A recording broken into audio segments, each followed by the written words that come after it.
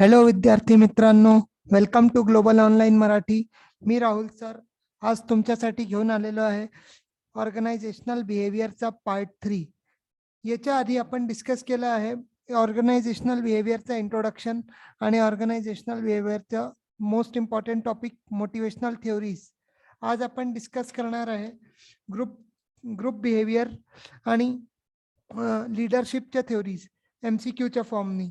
तर त्याच्या आधी मी तुम्हाला सांगतो की आमचं जे प्लॅटफॉर्म आहे ग्लोबल ऑनलाईन मराठी, याची ग्लोबल ऑनलाईन ॲप आहे, ती तुम्ही डाउनलोड करा आणि आमच्या नवीन बॅचेस पेपर 1 आणि वेगळ्या वेगळ्या सब्जेक्टच्या पेपर 2 साठी सुरू झालेले आहे.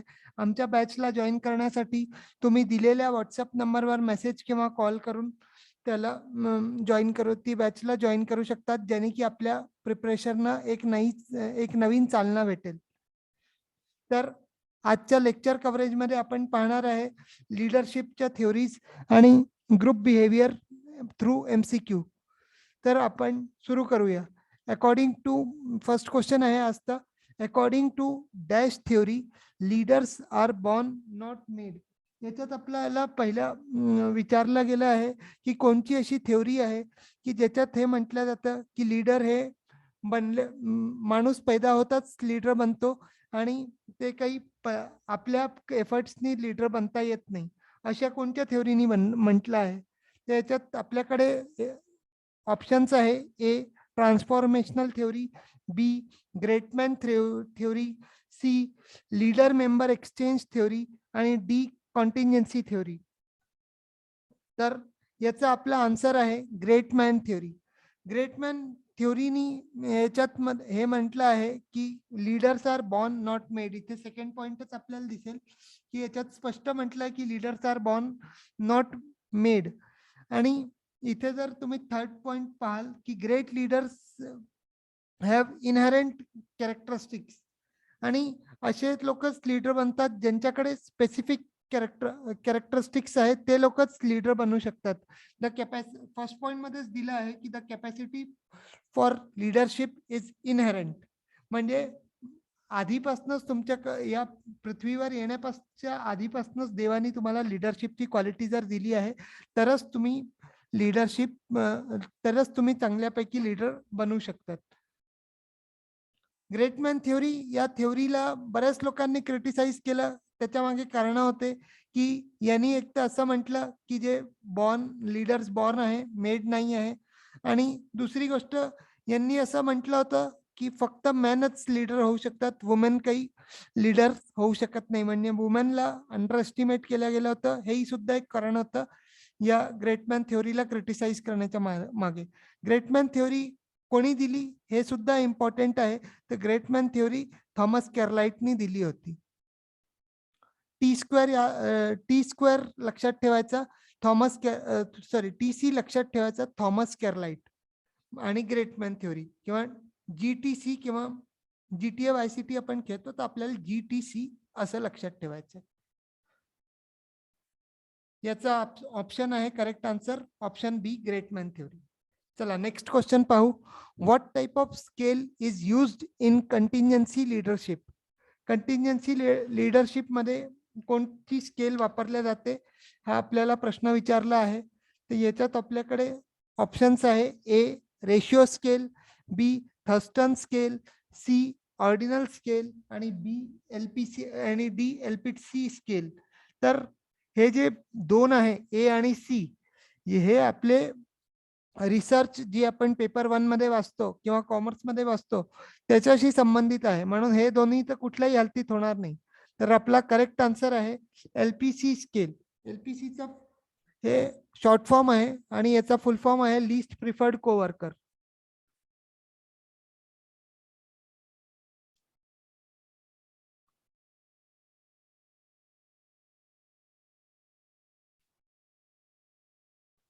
Our correct answer is least option D, LPC scale, that is least preferred coworker.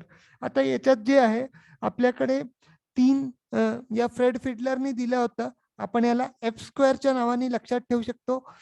Contingency थ्योरीला Fred फिडलरनी दिली होती. तर याच्यात आपल्याकडे 3 मेन फॅक्टर्स आहेत ज्याच्या बेसिसवर या थेओरीला डिफाईन केलं आहे. पहिला आहे task structure, number 2 position power आणि तिसरं लीडर आणि मेंबर्सचं रिलेशन कसं आहे.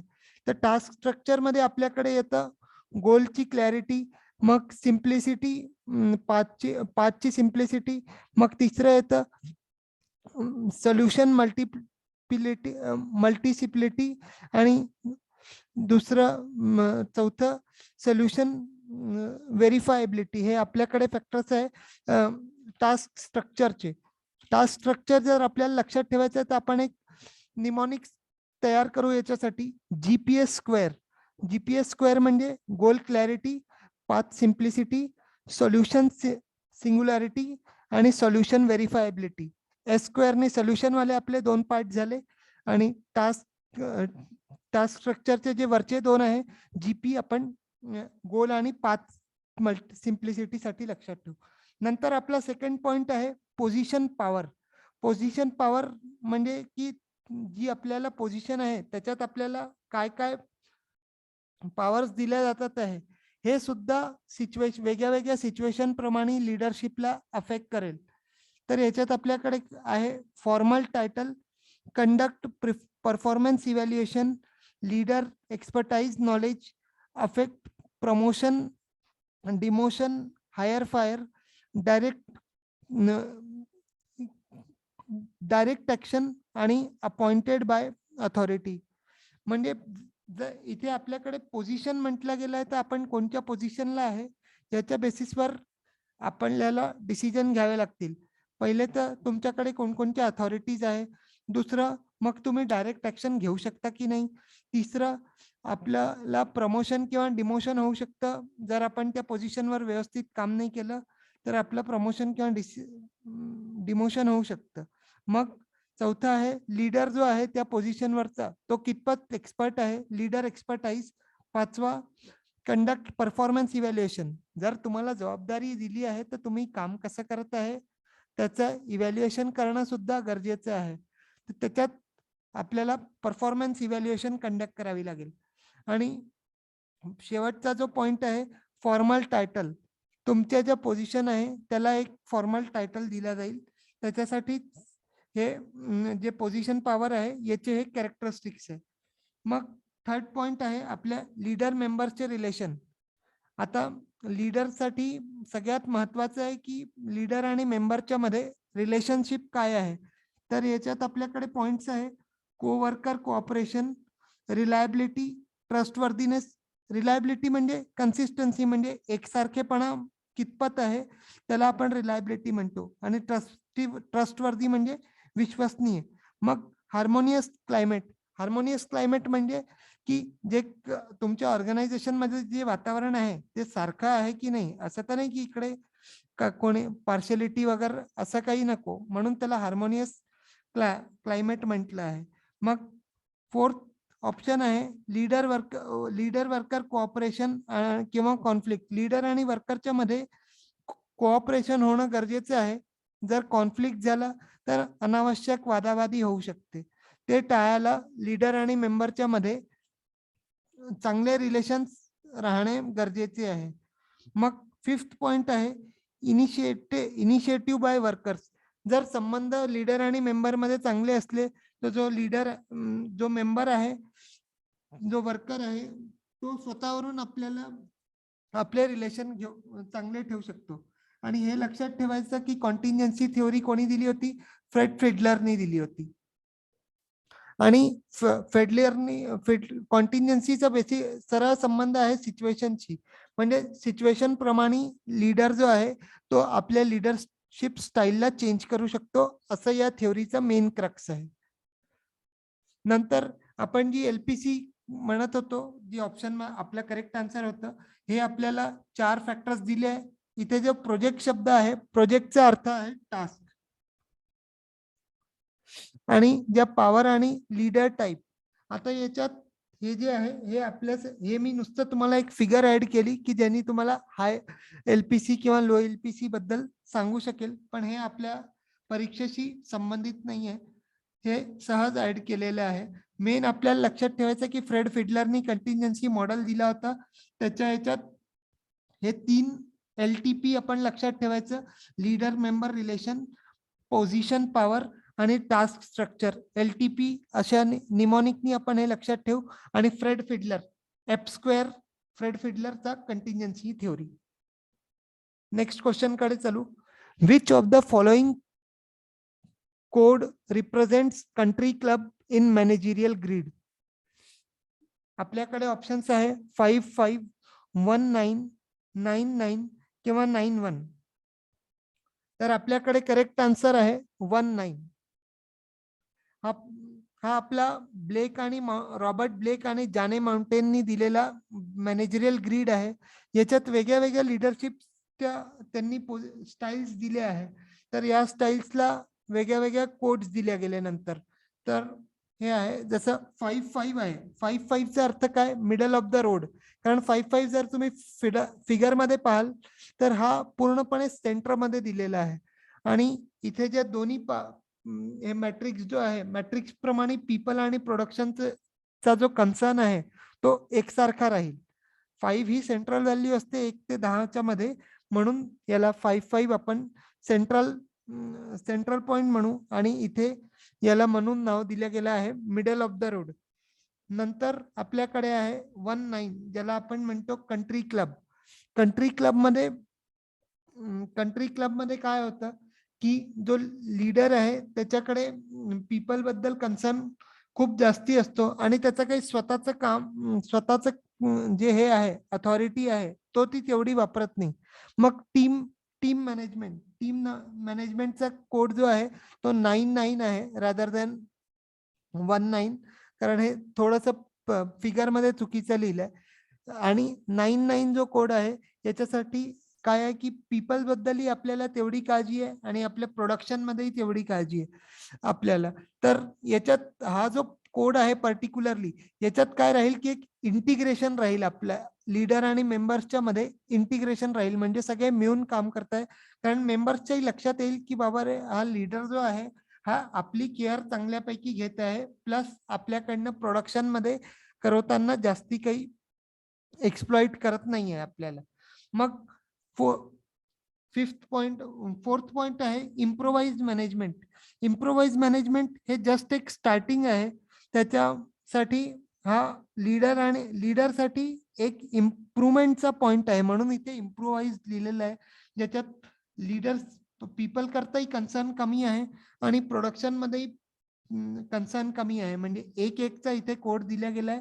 तर इथे जे कन्सर्न फॉर पीपल आणि प्रोडक्शन आहे हे पूर्णपणे लो राहतील, म्हणून याला पॉइंट नाव दिलंय इम्प्रोवाइज मॅनेजमेंट.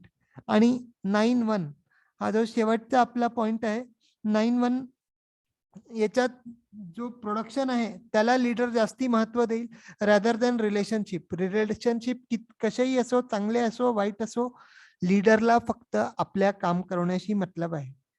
तर परत एकदा सांगतो याला, कारण हा ग्रीड फार इम्पॉर्टंट आहे. मागच्या वेळेस 2020 मध्ये डायरेक्ट मॅच द कॉलम आला होता. एक साइडला हे 5 कोड दिले गेले होते ABCDE मध्ये आणि दुसऱ्या साइडला हे कंट्री क्लब, टीम मॅनेजमेंट असे ऑप्शन्स दिले होते.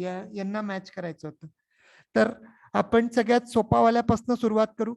55 मिडल ऑफ द रोड, मग 99 टीम मॅनेजमेंट आणि 11 इम्प्रोवाइज मॅनेजमेंट. 11 ला जर लक्षात ठेवायचं तर आपला आय कॅपिटल असतो आणि आय आणि 1 जवळजवळ सारखा दिसतो. तर याला आपण इम्प्रोवाइज मॅनेजमेंटला 11च्या नावाने डिस्कस करू शकतो. आणि कंट्री क्लब जर आपल्याला लक्षात ठेवायचं आहे तर कंट्री क्लबचा कोड आहे 19. आपण असंच धरू की आपल्या कंट्रीमध्ये 19 क्लब आहे, त्यांनी तुम्ही याला लक्षात ठेवू शकता की कंट्री क्लबचा जो कोड आहे तो 19 आहे. मग नंतर टीम मॅनेजमेंट मध्ये येऊ तर टीम मध्ये किती लोक आहे, 9 लोक लीडरचे आहे आणि 9 लोक, हे जस्ट एक स्टोरी आहे, मी जस्ट अजम्पशन सांगतोय की तुम्ही कसं लक्षात ठेवू शकता. तर 9 लोक टीम मध्ये आहे आणि प्रोडक्शनही आपल्याला 9 किलोचं करायचं आहे, म्हणून 9 लक्षात ठेवायचं. आणि शेवटचा जो आहे तो टास्क मॅनेजमेंट. तुमचं काय, माणूस एकच आहे इथे, म्हणजे कन्सर्न फॉर पीपल जो आहे तो लो आहे आणि जो प्रोडक्शन आहे त्याच्यासाठी कन्सर्न हाई आहे. म्हणून तुम्हाला एकाच पीपलला 9 किलो प्रोड्यूस करायचं आहे, असं आपण 9-1 याला लक्षात ठेवू शकतो. आता आपल्याकडे हा काल याच्याशी संबंधित तुम्हाला मी सांगितलं होतं, आपण 4th क्वेश्चन डिस्कस वर आलो आहे. Rearrange the following process of group formation. Robert ट्रकमॅनचा मॉडेल होता, काल तुम्हाला मी म्हणूनही दाखवला होता. आता याला तुम्हाला अरेंज करायचं आहे. तर स्टॉर्मिंग, एडजॉर्निंग, परफॉर्मिंग, नॉर्मिंग, फॉर्मिंग हे आपल्याला ABCDE दिलं आहे आणि खाली सिक्वेन्स जो आहे तो अगदी करेक्ट 100% सिक्वेन्स करेक्ट आपल्याला द्यायचा आहे. तर याच्या आपल्याकडे करेक्ट आन्सर आहे फॉर्मिंग, स्टॉर्मिंग, नॉर्मिंग, परफॉर्मिंग, एडजॉर्निंग. आता अशा क्वेश्चनला आपण बनवतो कसं, याच्यासाठी मी तुम्हाला एक ट्रिक सांगतो. आता आपल्याला माहिती आहे की सगळ्यात पहिली स्टेप आहे फॉर्मिंग. तर ऑप्शन नंबर 3 आणि 4 जे आहे हेच येतील, कारण 1 आणि 2 मध्ये तर तुम्हाला A आणि B आधी दिसत आहे आणि A आणि B आपल्याकडे काय आहे, एक A मध्ये स्टॉर्मिंग लिहिलंय आणि B मध्ये एडजॉर्निंग लिहिलंय. हे दोन्ही खतम झाले आणि मग 3 आणि 4 मध्ये तुम्हाला फायनल करायचं आहे की बाबा रे आपला करेक्ट आन्सर कोणचा होईल याच्यापैकी. तर जर तुम्ही ऑप्शन नंबर D ला पाहाल तर ग्रुप फॉर्मेशनची शेवटची स्टेप असते एडजॉर्निंग. आणि या चौघा ऑप्शनला 1, 2, 3, 4 ला जर तुम्ही पाहाल तर सगळ्यात शेवटी लिहिलेलं आहे B आणि B कुठे आहे, फक्त पॉइंट नंबर 4 मध्ये आहे आणि पॉइंट नंबर 4 मध्ये B आहे. तर तुमचा करेक्ट ऑप्शन जो होईल तो होईल ऑप्शन नंबर 4. असं एलिमिनेशन मेथड म्हणतात याला. तर यांनी तुम्ही आपला जर तुम्हाला क्वेश्चन नाही येत असेल तर थोडस लॉजिक वापरून आपण याचा बरोबर आन्सर काढू शकता. म्हणून प्रोसेसवाले क्वेश्चन जे आहे, प्रोसेस आणि मॅच द कॉलम, हे खूप सोपे असतात, म्हणजे याला आपण इझिली टॅकल करू शकतो. मग आपण नेक्स्ट क्वेश्चन हे रॉबर्ट ट्रकमॅनचा मॉडेल होता ग्रुप फॉर्मेशनचा.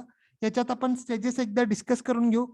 फॉर्मिंग मध्ये काय आहे की इंटरॅक्शन होईल आणि थोडीशी अनसर्टेनिटी राहील लोकांच्या मध्ये आणि एन्थुझियास्टिक राहील, इच्छाशक्ती राहील की आपल्याला काही ना काही इथे शिकायला भेटेल. मग स्टॉर्मिंग मध्ये काय होईल की एकमेकांची परिचय होईल मेंबर्सचा आणि काही ना काही छोट्या मोठ्या गोष्टी निघतील, आपसात बोलणं चालणं होतील आणि थोडासा वाद वगैरे होऊ शकतो. मग नॉर्मिंग मध्ये काय करतील की ग्रुपचे रूल्स वगैरे सेट करतील आणि जे काही थोडेफार कॉन्फ्लिक्ट झाले असेल त्यांना आपण रिझॉल्व्ह करून देऊ, म्हणजे त्यांना शांत करू आणि त्यांना सांगू की आपल्या ग्रुपला हे एम अचीव करायचं आहे, हे आपल्या ग्रुपचा ऑब्जेक्टिव्ह आहे, याला आपल्याला अचीव करायचं आहे. तर त्याच्यासाठी वाद नका घालू आपसात, कॉन्फ्लिक्टच्या ऐवजी कोऑपरेट करा. मग स्टेज 4 आहे परफॉर्मिंग. परफॉर्मिंग स्टेज मध्ये काय आहे की 3 स्टेज नंतर जी नॉर्मिंग स्टेज आहे तिथे लोकांना आपण कॉन्फिडन्स दिला, आता कॉन्फिडन्सनी ती काम करतील. परफॉर्मिंग स्टेज मध्ये जे वर्कर्स म्हणजे जे ग्रुप मेंबर्स आहे ते आपला बेस्ट देऊन ग्रुपच्या ऑब्जेक्टिव्हला अचीव करण्यात काम करतील. आणि जी स्टेज 5 आहे एडजॉर्निंग स्टेज मध्ये काम झालं, टाटा बाय बाय, आता आम्ही चाललो बाबा. तर म्हणून याला ही स्टेप जी आहे ही विचारल्याही जाते बरेचदा, किंवा एखाद्या याच्या स्टेप मध्ये तुम्हाला डिस्क्रिप्शन देऊन विचारतील की ही कोणती स्टेप आहे. जर तुम्हाला स्टेप जर विचारली तर याच्यासाठी मी तुम्हाला एक निमोनिक सांगतो, FSNPA. ठीक आहे, याला आपण लक्षात ठेवायचं, म्हणजे फॉर्मिंग, स्टॉर्मिंग, नॉर्मिंग, परफॉर्मिंग, एडजॉर्निंग. आणि हे दिलं कोणी होतं, ब्रूस ट्रकमॅननी मॉडेल दिला होता. मग question number 5, dash was created and developed by Robert Blake and Jane Mouton. हे तुम्हाला मी आताच मागच्या क्वेश्चन मध्ये सांगितलं की रॉबर्ट ब्लेक आणि जाने माउंटेननी काय दिलं होतं, मॅनेजरियल ग्रीड दिला होता. मॅनेजरियल ग्रीड हा एकदा परत दाखवून देतो. हा होता मॅनेजरियल ग्रीड, ज्याच्यात आपण 5 गोष्टी पाहिल्या होत्या, 2 पॅरामीटर्स पाहिल्या होत्या, कन्सर्न फॉर पीपल आणि कन्सर्न फॉर प्रोडक्शन.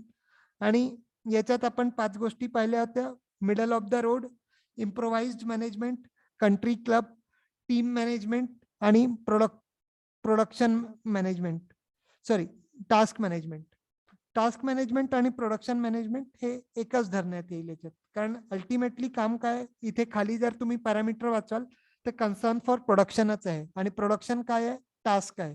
म्हणून कधी कधी आपल्याला आपला गेम घ्यायला एक्झाम वाले हे असे शब्द चेंज करायचे, त्याच्यासाठी आपल्याला कन्फ्युजन नाही व्हायचं, कॉन्फिडंट राहायचं. तिथे टास्क आणि प्रोडक्शन जे आहे ते एकसारखंच आहे. आता आपण आजचा फिफ्थ क्वेश्चन पाहू. सॉरी, फिफ्थ क्वेश्चन तर आपला झाला मॅनेजरियल ग्रिड वाला. क्वेश्चन नंबर 6 पाहू. Individual join group because they want job, fill in the blank. आता हा सिंपल, अतिशय सिंपल आणि कॉमन सेन्सचा क्वेश्चन आहे की एक माणूस ग्रुपला कशाला जॉईन करतो, जेणेकरून त्याला जॉबचं काय मिळावं. ऑथेंटिकेशन, क्लॅरिफिकेशन, सॅटिस्फॅक्शन आणि मॉडिफिकेशन. ऑथेंटिकेशन आणि सॅटिस्फॅक्शन, ऑथेंटिकेशन जे आहे हे ऑप्शन ही तर कदापि नाही, कदापि होणार नाही आपली. मग मॉडिफिकेशन, जर तुम्हाला जॉबमध्ये चेंजेस पाहिजे तर तुम्ही HR कडे जाल, ग्रुपमध्ये कशाला जाल, म्हणून ऑप्शन डी पण आपला कटला. मग क्लॅरिफिकेशन, क्लॅरिफिकेशन सुद्धा जर पाहिजे तर तुम्ही ऑर्गनायझेशनच्या HR कडे जाल की बाबा रे मला काम काय करायचंय. आणि हे 3 जर तुम्ही हटवले तर सॉरी, ऑप्शन नंबर मॉडिफिकेशन जो आहे, सॉरी क्लॅरिफिकेशन जो आहे तो ऑप्शन नंबर बी आहे. आणि जो ऑप्शन नंबर सी आहे that is the right answer, that is job satisfaction. कारण मिळून तुम्ही काम कराल तर तुम्हाला जास्ती क्लॅरिटी भेटेल आणि त्यांनी तुम्हाला सॅटिस्फॅक्शन भेटेल. तर आपला प्राइम ऑब्जेक्टिव्ह जो आहे ग्रुपला जॉईन करण्याचा तर तो आहे job satisfaction. Next question. In the dash stage members are expected to break off their social ties and return to their original workplace. परत एकदा सांगतो. In the dash stage members are expected to break off their social ties and return to their original workplaces. आता मी तुम्हाला याच्यात example दिली होती म्हणून याला चुकवायचं नाही please. Option number A norming, B storming, C adjourning आणि डी फॉर्मिंग. याचा करेक्ट आन्सर आहे एडजॉर्निंग. म्हणजे काम झाल्यावर आपण काय करू, टाटा बाय बाय मी चाललो, याच्याशी संबंधित कोणता पॉइंट होता आपला, एडजॉर्निंग, की आपण चाललो. हे पहा परत फिगर दाखवतो तुम्हाला. Forming, storming, norming, performing, adjourning. Adjourning मध्ये काय गेलंय की dissolves, member will share either their sense of loss or relief depending upon the outcome of the task, आणि having completed the task and the group dissolves. म्हणजे काम झाल्यावर group संपून जाईल.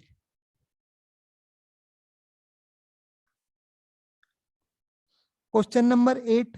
which of the following is the reason that the study of organizational behavior is useful? म्हणजे विचारलंय की असे कोणतं कारण मुख्य आहे यांच्यापैकी चारीपैकी की ज्याच्यामुळे आपण ऑर्गनायझेशनल बिहेवियरला स्टडी करतो. तर आपल्याकडे ऑप्शन्स आहे. A human behaviour does not vary a great deal of between the individual and the situations. Option B human behaviour is not random. Option C human behaviour is not consistent. Option D human behaviour is rarely predictable. आता अशा question मध्ये आपल्याला वाटू शकतो की बाबा रे ए ही answer होऊ शकतो, बी होऊ शकतो, सी होऊ शकतो आणि डी ही होऊ शकतो. तर अशा क्वेश्चन मध्ये आपल्याला आन्सर चूज करताना थोडंसं कॉन्शियस राहावं लागतं. कारण आता जसा हा क्वेश्चन आहे, जर तुम्ही चारही ऑप्शन्स पाहाल तर याच्याशी मॅच न करणारा ऑप्शन कोणता आहे, ऑप्शन इज युजफुल.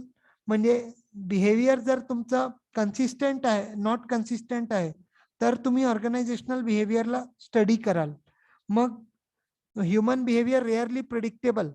अरे जर प्रिडिक्ट करता आलं तर ऑर्गनायझेशनल बिहेवियरचा उपयोग काय आहे तुम्हाला.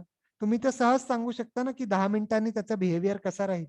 मग ऑप्शन नंबर ए जो आहे, human behaviour does not vary a great deal between individuals and situation. Individual आणि सिच्युएशन मध्ये ह्युमन बिहेवियर काही व्हॅरी नाही करणार.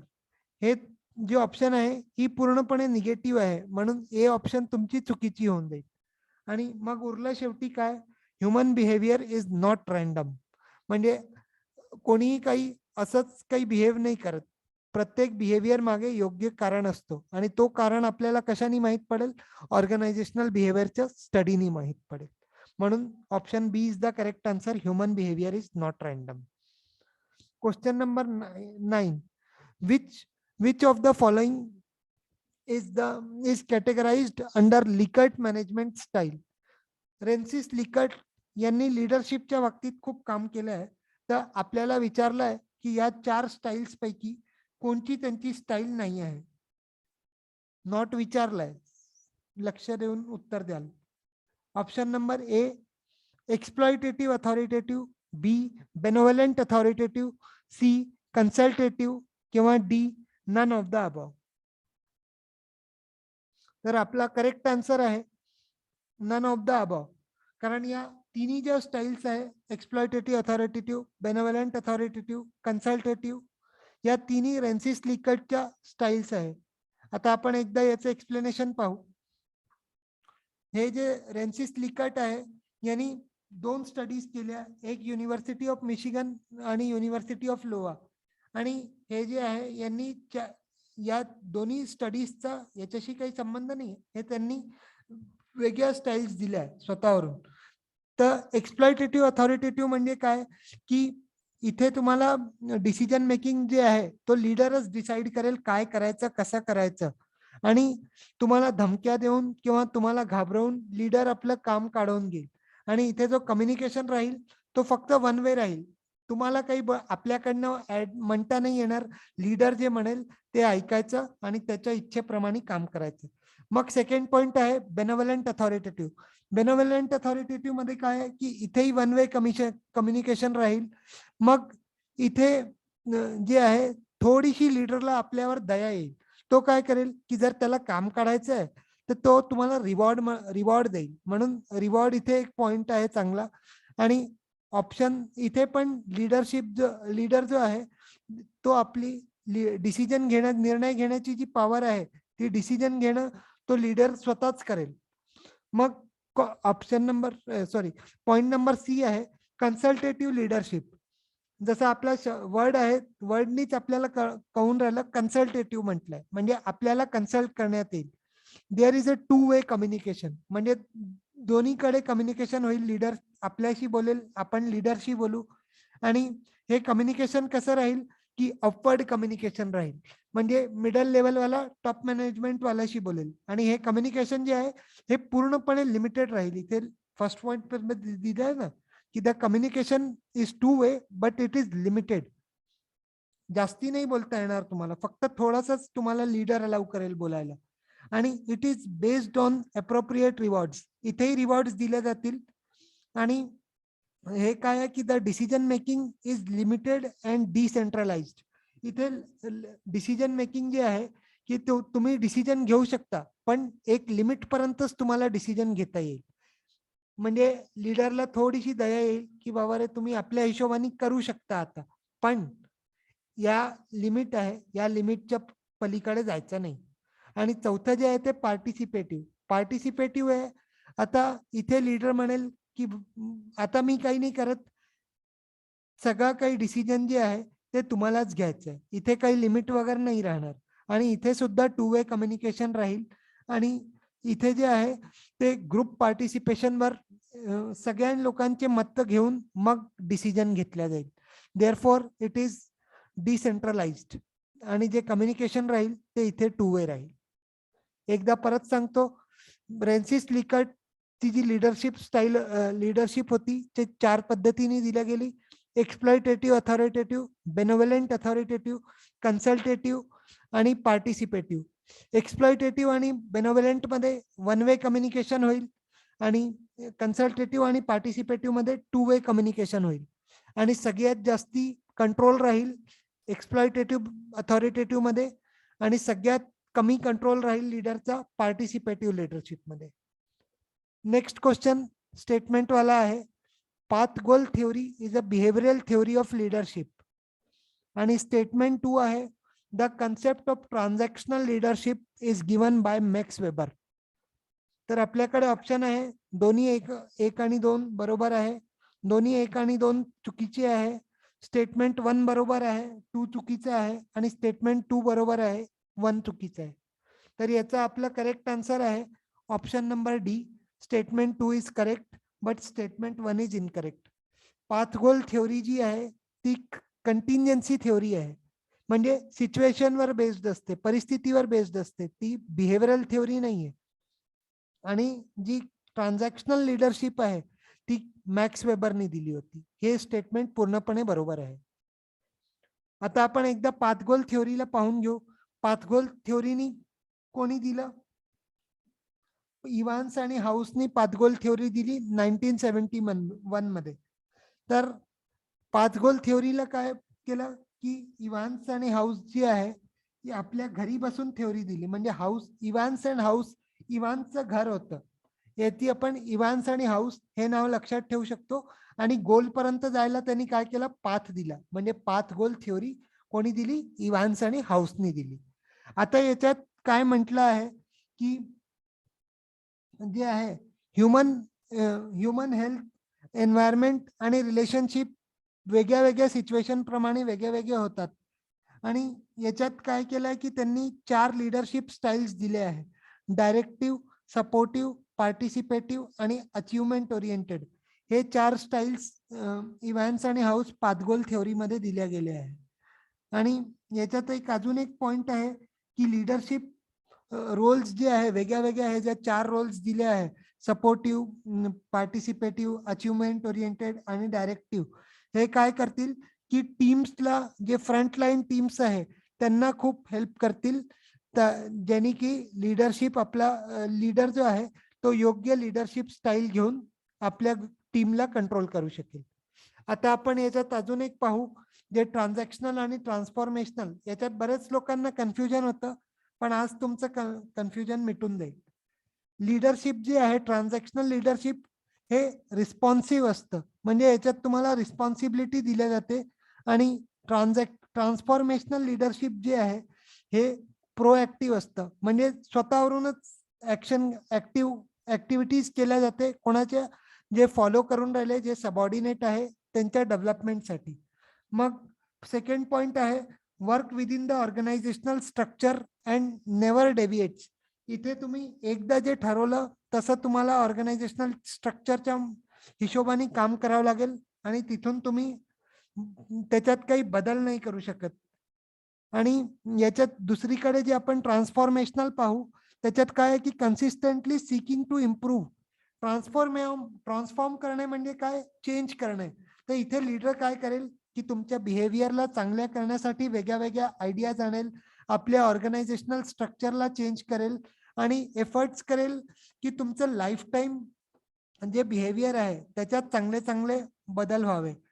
मग थर्ड पॉइंट आहे maintains the status quo. Status quo म्हणजे काय की इथे जो लीडर राहील तो आपला स्वतःचा स्टेटस दाखवेल की आम्हाला रिस्पेक्ट द्या, आमच्या हिशोबाने असं काम करा. पण इथे काय आहे की इनोव्हेटिव्ह जो ट्रान्सफॉर्मेशनल लिडरशिप आहे, ट्रान्सफॉर्मेशनल लिडरशिप मध्ये लीडर स्वतः ऍक्ट करेल की तुमच्या ग्रोथ मध्ये कसं त्याला कॉन्ट्रीब्युशन करता येईल, म्हणून तो इनोव्हेटिव्ह आयडियाज आणेल आणि तुमच्या प्रॉब्लेम्सला सॉल्व्ह करेल. मग फोर्थ पॉइंट पाहू आपण की ज्या ऑब्जेक्टिव्ह आहे ऑर्गनायझेशनचे, त्यांना अचीव करायला एक तर लीडर तुम्हाला पनिशमेंट किंवा रिवॉर्ड देईल. रिवॉर्ड अँड पनिशमेंट सिस्टमचा वापर करेल, जेणेकरून त्याचं ऑर्गनायझेशनचा ऑब्जेक्टिव्ह अचीव होऊ शकतो. पण हे कशात राहील? हे फक्त ट्रान्झॅक्शनल मध्ये राहील. आणि जे ट्रान्सफॉर्मेशनल आहे त्याच्यात तुम्हाला मोटिवेट करण्यात येईल की ज्यांनी तुम्ही ऑर्गनायझेशनच्या ऑब्जेक्टिव्हला अचीव करू शकाल. आता जे ट्रान्सफॉर्मेशनल आहे त्याला आपण कशाने लक्षात ठेवायचं? चेंजनी लक्षात ठेवायचं. आणि जे ट्रान्झॅक्शनल आहे त्याला आपण स्टेटस किंवा जे बाउंड्रीज आहे किंवा जी सक्तपणा ज्याला म्हणतो त्याला आपण म्हणायचं, त्याला आपण सक्तपणाने ट्रान्झॅक्शनल लक्षात ठेवायचं. किंवा अजून एक सांगतो, ट्रान्झॅक्शनला जर लक्षात ठेवायचं तर फक्त मतलब पुरतं हा एक वर्ड तुम्ही डोक्यात ठेवा, म्हणजे तुम्हाला माइंड मध्ये ठेवा, म्हणजे ट्रान्झॅक्शनल तुमच्या लक्षात राहील आणि ट्रान्सफॉर्मेशनल म्हणजे तुमच्यात सुधारणा करणं, यांनी तुम्हाला ट्रान्सफॉर्मेशनल लक्षात ठेवेल. काही नेक्स्ट क्वेश्चन पाहू आता 10th question. Hersey and Blanchard situation leadership model consist of all of the following except. थोडस केअरफुल राहा, कारण इथे एक शब्द आहे except. Option number A delegating, B participating, C telling आणि D none of the above.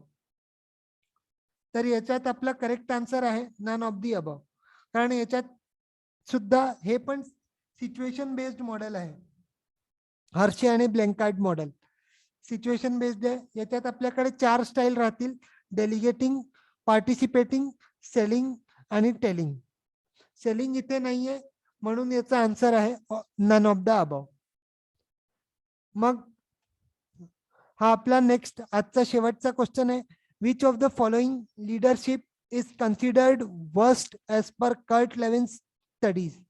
Kurt लेविननी 3 styles दिल्या होत्या: ऑटोक्रॅटिक, डेमोक्रॅटिक आणि लेसफियर. एडीएल जे आहे, ऑटोक्रॅटिक म्हणजे सगळी पॉवर जी आहे ती लीडरकडेच राहील. डेमोक्रॅटिक मध्ये लीडर तुमचा सल्ला घेईल डिसिजन घेताना, आणि लेसफेअर मध्ये लीडर काही लक्ष नाही, फक्त तुम्हाला फॅसिलिटीज मिळवून देईल आणि सरळ सांगेल की जा बा, जसं वाटतं तसं करा, पण आमचं काम झालं पाहिजे. म्हणून लेस फेअरला जे आहे ते सगळ्यात वर्स्ट कन्सिडर केल्या गेलं आहे. आता जी हर्षे आणि ब्लँकार्डची थिओरी आहे, याच्यात आपण एकदा याचा समरी पाहून घेऊ की द लीडर मस्ट जज the maturity level and the intuition of the followers and then he should adopt appropriate leadership style. म्हणजे लिडरशिपचं लीडर आपले जे सबऑर्डिनेट आहे त्याला आपलं लिडरशिप कोणत्या बेसवर सिलेक्ट करावं लागेल की माझे सबऑर्डिनेट किंवा माझे फॉलोअर्स कितपत मॅच्युअर आहे आणि त्यांच्या इंट्युशन्स काय आहे, त्यांच्या मनात काय आहे, त्याच्या हिशोबाने तो आपलं जे हे आहे लिडरशिप स्टाईल आहे त्याला वेगळ्या वेगळ्या हिशोबाने चेंज करू शकेल. आता याच्यात सुद्धा आपल्याला 2 पॅरामीटर्स आहे. एक आहे डायरेक्टिव्ह बिहेवियर आणि दुसरं आहे सपोर्टिव्ह बिहेवियर. आणि याच्यात आपल्याकडे 4 फॅक्टर्स म्हणजे 4 पॉइंट्स आहे: टेलिंग, सेलिंग, सपोर्टिंग आणि डायरेक्टिंग. याच्यासोबतच आजचं सेशन आपण एंड करू. आय होप तुम्हाला व्हिडिओ आवडला असेल. व्हिडिओ आवडला तर एक लाईक करून द्या आणि ग्लोबल ऑनलाईन मराठीला सबस्क्राईब करून घ्या. पुन्हा भेटू आपण एक नवीन व्हिडिओत. तोपर्यंत टेक केअर आणि आपली प्रिपरेशन जोरात सुरू राहू द्या. थँक्यू.